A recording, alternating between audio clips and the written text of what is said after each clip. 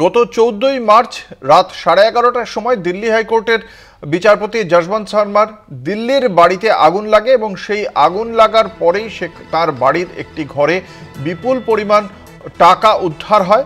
সেই অভিযোগের প্রেক্ষিতেই একদিকে যেমন তার বিরুদ্ধে তদন্ত শুরু হয়েছে, তার পাশাপাশি এলাহাবাদ হাইকোর্টে তাকে বদলির নির্দেশ দেওয়া হয়েছে এবং সেই বদলির নির্দেশেরই প্রতিবাদ জানিয়েছে এলাহাবাদ হাইকোর্টের বার অ্যাসোসিয়েশন। কথা বলবো, আমাদের সঙ্গে রয়েছেন আমাদের প্রতিনিধি পল্লব চট্টোপাধ্যায়। আমরা দেখেছিলাম এর আগে এলাহাবাদ হাইকোর্টের বার অ্যাসোসিয়েশনের পক্ষ থেকে বলা হয়েছিল যে এলাহাবাদ হাইকোর্ট কোনো আস্তাকুঁড় নয়, this is not a trash bin বলে ও মন্তব্য করা হয়েছিল। এবার তাদের পক্ষ থেকে কি বলা হচ্ছে, তারা কি পদক্ষেপ করতে পারে? হ্যাঁ, তুমি ঠিকই বলেছো। এর আগে যখন সুপ্রিম কোর্ট প্রাইমারিলি বিচারপতি ভার্মাকে এলাহাবাদ ফেরত বিবেচনা রেখেছিল, তখনই ওরা জানিয়েছিল যেন ওকে ফেরত পাঠানো না হয়। কিন্তু গতকাল সন্ধ্যায় যখন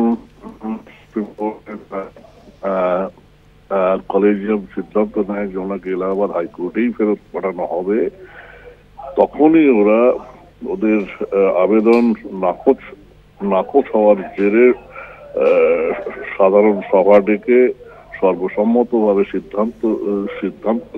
সিদ্ধান্ত নিয়েছে যে কোনোভাবেই বিচার বিভাগীয় কাজ যেমন করতে দেওয়া হবে না, তেমনি নতুন করে যাতে মামলা দায়ের হয় সেটাও চালাতে দেওয়া হবে না।